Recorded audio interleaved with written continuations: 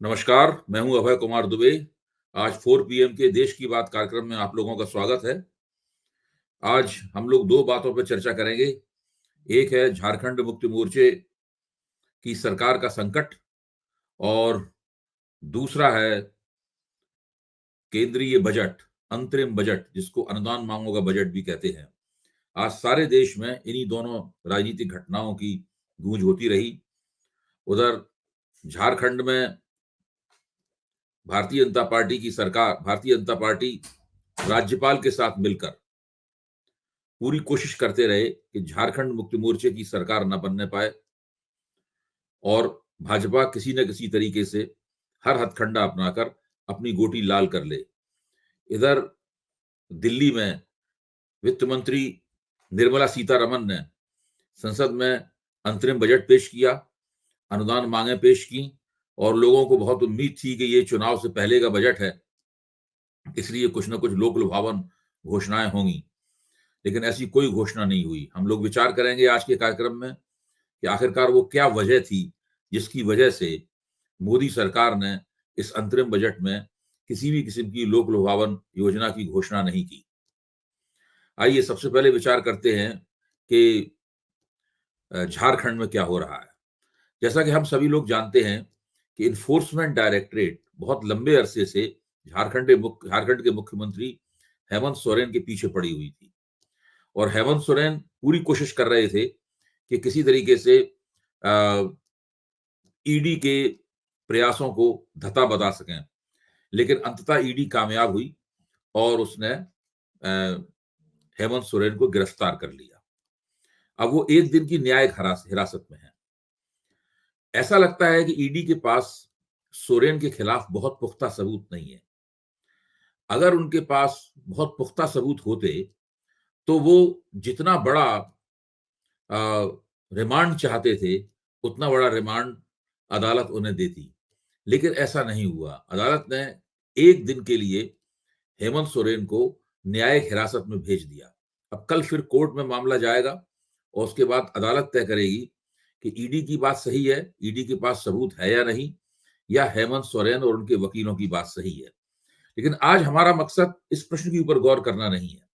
मेरा हमेशा से मानना है कि अगर किसी सत्ताधारी के खिलाफ भ्रष्टाचार के मामले हैं तो उनकी बिना किसी हीले हवाले के निष्पक्ष जांच होनी चाहिए, उसके ऊपर कोई रहम नहीं किया जाना चाहिए और उसे जितनी कड़ी सजा दी जाए उतना ही बेहतर है। लेकिन यहां पर हो क्या रहा है, यहां पर तो बिल्कुल साफ नजर आता है कि भ्रष्टाचार के मामलों के नाम पर हेमंत सोरेन को गिरफ्तार किया जाए और फिर उनके उत्तराधिकारी को सरकार न बनाने दी जाए और भारतीय जनता पार्टी कोशिश करके अपनी सरकार बना ले। भाजपा की पूरी साजिश ये लगती है कि झारखंड में विधानसभा के चुनाव भी किसी न किसी तरीके से लोकसभा चुनाव के साथ कराए जाएं। ऐसा भाजपा के रणनीतिकारों की मान्यता लगती है कि अगर लोकसभा के साथ झारखंड में विधानसभा के चुनाव कराए जाएंगे तो उनको फायदा होगा। आइए देखिए वहां पर हो क्या रहा है। दरअसल हेमंत सोरेन को पहले से पता था कि उन्हें गिरफ्तार किया जाएगा और उसके बाद उनके ऊपर पीएमएलए जैसे कानून लगाए जाएंगे जिनके अंदर जमानत मिलना काफी मुश्किल होता है। इसका मतलब यह है उनको लंबे अरसे तक जेल में रहना पड़ सकता है। इसलिए उन्होंने पेशबंदी की थी और उन्होंने दोहरा इंतजाम किया था ताकि भारतीय जनता पार्टी के हथकंडे कामयाब न होने पाए। पहला इंतजाम ये था उनका कि वो अपनी पत्नी कल्पना सोरेन को मुख्यमंत्री बनाना चाहते थे और इसके लिए भी झारखंड मुक्ति मोर्चा और पूरे गठबंधन के इसमें कांग्रेस भी शामिल है, इसमें वामपंथी दल शामिल हैं, उनसे दस्तखत कराए गए थे। लेकिन उन्हें पता था कि उनके ही परिवार के कुछ विधायक, कम से कम 3 या 4 विधायक, उनके बड़े भाई की दुर्गा सोरेन की पत्नी सीता सोरेन के साथ में भाजपा के सांसद निशिकांत दुबे के संपर्क में हैं। और सीता सोरेन दिल्ली में बैठी हुई थी, वहां से वो भाजपा के संपर्क में थी। निशिकांत दुबे के जरिए भारतीय जनता पार्टी झारखंड में ऑपरेशन लोटस चला रही थी।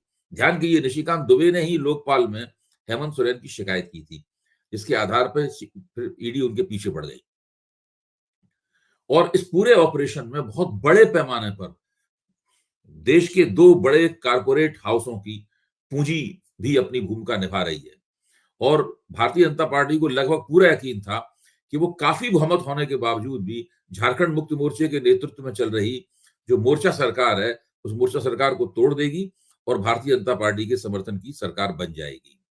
लेकिन हुआ क्या? सोरेन ने एक ऐसी रणनीति अपनाई जिसका भाजपा को पहले से अंदाजा नहीं था। सोरेन ने न केवल अपनी पत्नी को मुख्यमंत्री बनवाने के लिए दस्तखत करवाए विधायकों के, बल्कि उन्होंने झारखंड मुक्ति मोर्चे के वरिष्ठ नेता, जो पहले से उनके मंत्रिमंडल में मंत्री हैं और जंगल और जमीन से जुड़े हुए हैं, एक जबरदस्त आदिवासी चेहरे चंपई सोरेन, जो 7 बार के विधायक हैं, उनके पक्ष में भी दस्तखत कराए थे। जैसे ही ये स्थिति पैदा हुई कि कल्पना सोरेन के नाम पर मतैक्य नहीं बन रहा है विधायकों में, वैसे ही रणनीति बदली गई और चंपई सोरेन को झारखंड मुक्ति मोर्चे के विधायक दल का नेता चुन लिया गया और उनके पक्ष में मोर्चे के अन्य भटक दल भी आ गए। और फिर वो लोग राज्यपाल के पास गए और राज्यपाल के सामने उन्होंने 43 विधायकों के समर्थन की चिट्ठी दे दी और उसके बाद एक वीडियोग्राफी करके उनकी विधायकों की परेड भी कराई गई। मामला बिल्कुल साफ था। अभी बिल्कुल कुछ पहले ही बिहार में नीतीश कुमार ने महागठबंधन की सरकार से इस्तीफा दिया। जिस दिन इस्तीफा दिया उसी दिन मुख्यमंत्री के तौर पर उनकी शपथ हो गई। उन्हें परेड करवाने की जरूरत भी नहीं पड़ी। उन्होंने केवल एक समर्थन की चिट्ठी राज्यपाल को दी।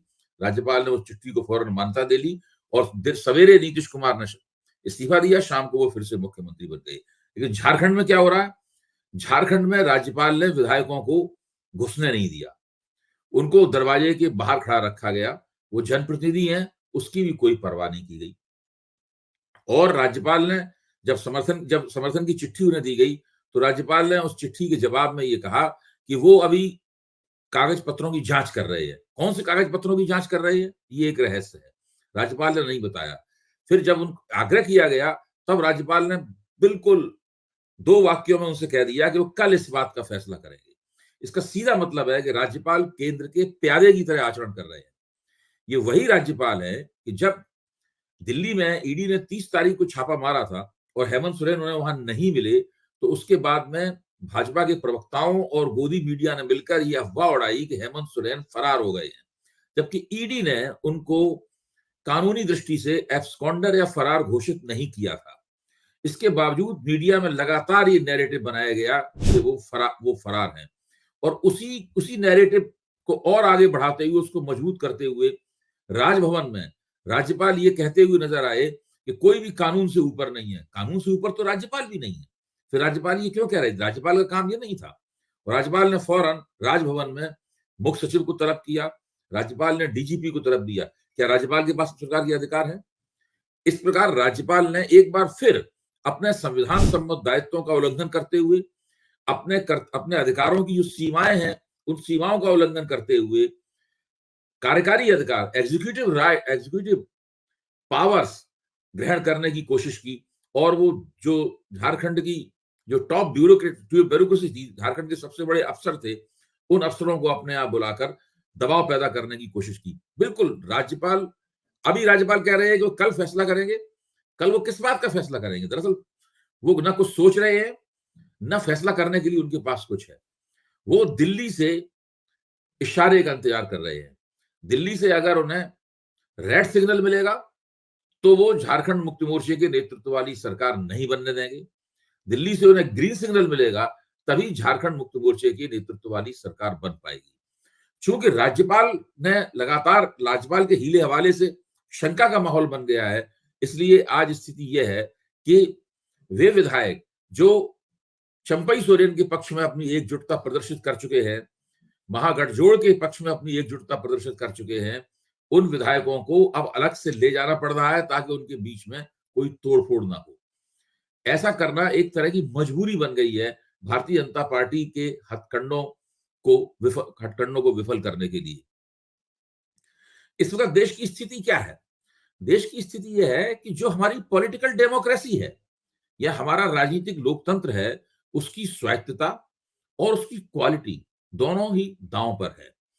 हर पार्टी ने, जो आज की भारतीय जनता पार्टी जो सत्ता में है, जब वो विपक्ष में थी तब उसने राज्यपालों की रवैये के खिलाफ संघर्ष किया था। दरअसल आजादी के बाद से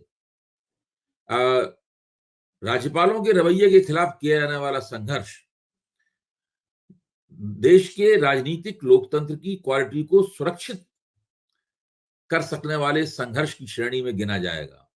और अब तो समय आ गया है कि राज्यपालों की संस्था को कायम रखा जाए या उसे खत्म कर दिया जाए, इस बात के ऊपर पूरी तरीके से विचार हो। इस देश में न जाने कितनी ऐसी घटनाएं हैं कि जब केंद्र की सत्ता चाहती है तो राज्यपाल किसी भी समर्थन की चिट्ठी पर फौरन विश्वास कर लेते हैं, और जब केंद्र की सत्ता नहीं चाहती है तो राज्यपाल टाला बटोली करते हैं सरकार बनाने में।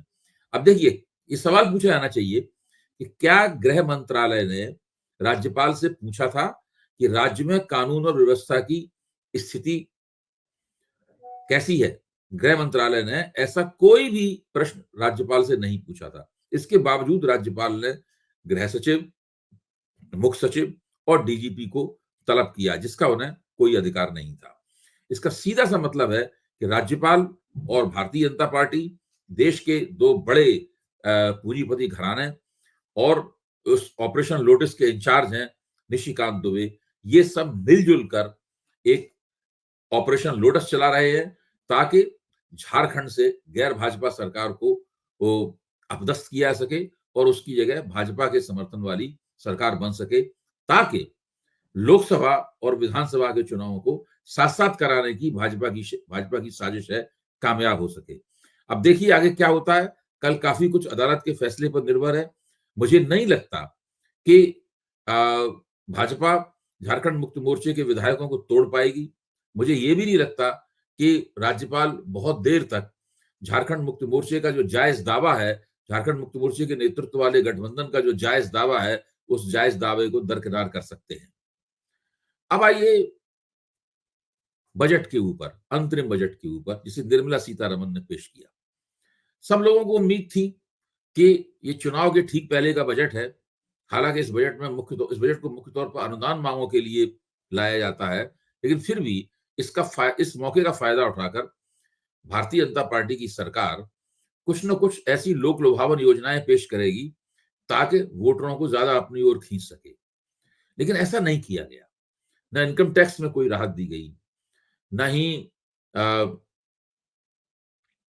कुछ अन्य ऐसी कोई योजना घोषित की गई जिसे आप कह सकते हैं कि वो लाभार्थियों के दायरे को और बढ़ाने की श्रेणी में आती हो। इसलिए आमतौर पर जो लोग ये अंदाजा लगा रहे थे उनको निराशा ही हुई। एक अंदाजा ये भी लगाया जा रहा था कि सरकार एक नई कैटेगरी बनाएगी, स्त्री किसान की, और उस कैटेगरी को जो प्रधानमंत्री किसान सम्मान निधि है, उसको मिलने वाले 6,000 की जगह उस रकम को 12,000 रुपए कर दी जाएगी। लेकिन ऐसा भी कुछ नहीं किया गया।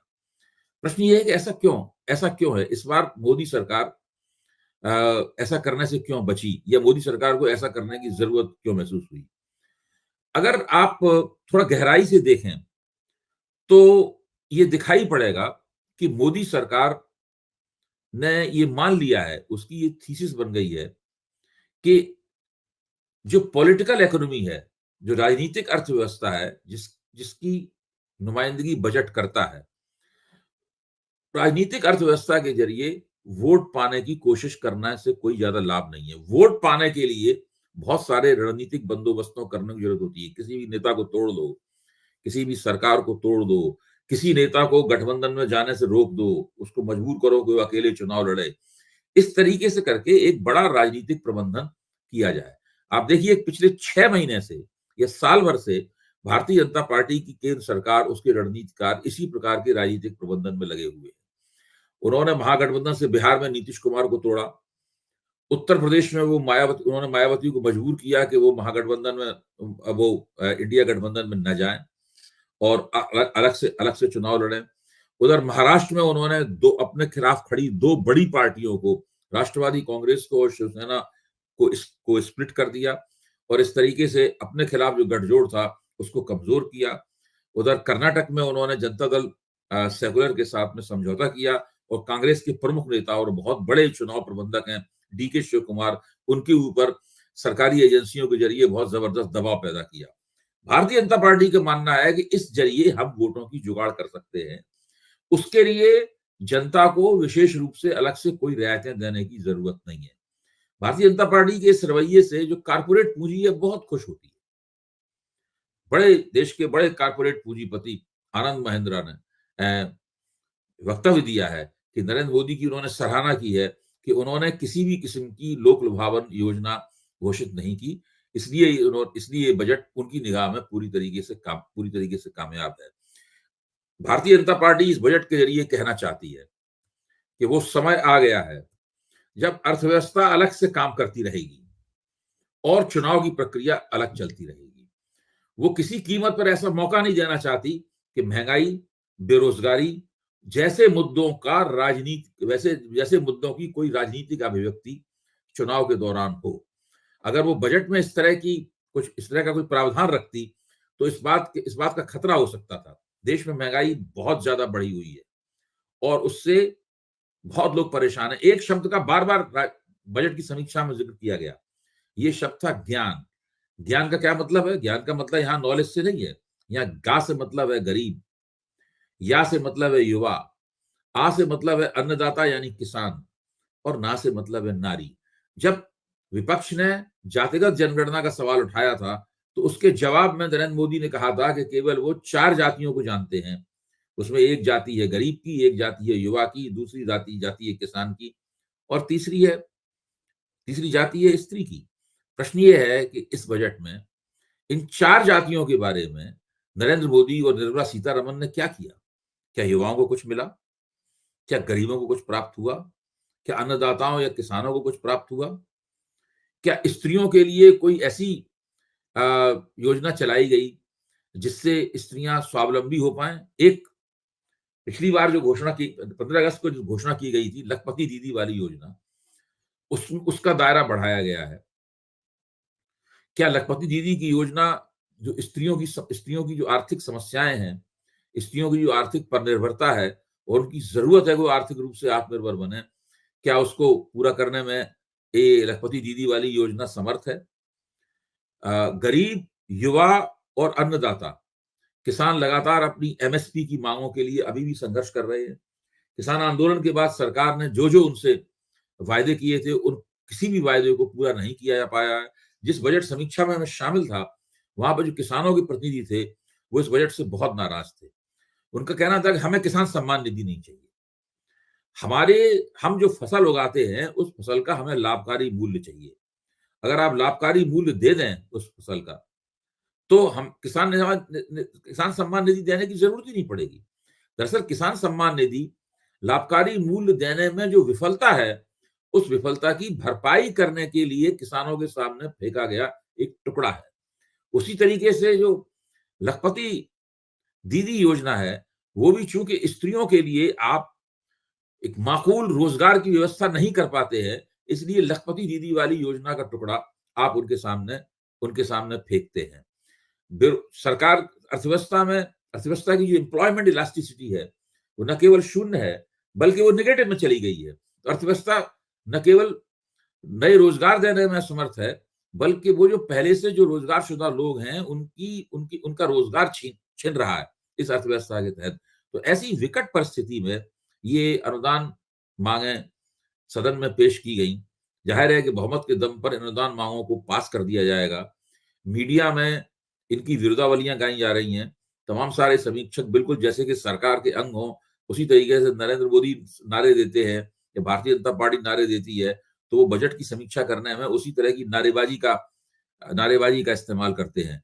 देश आज भी हमारी पॉलिटिकल डेमोक्रेसी है, आज भी उस क्षण का इंतजार कर रही है जब हमारे मतदाता गरीबी, महंगाई और बेरोजगारी जैसे प्रमुख आर्थिक प्रश्नों पर अपनी वोट डालने की राजनीतिक प्राथमिकताओं को तय करेंगे। जिस दिन ऐसा होगा उस दिन वास्तव में भारत आर्थिक लोकतंत्र की तरफ रवाना हो जाएगा। आज बस इतना ही। बहुत बहुत धन्यवाद। कल फिर मिलेंगे।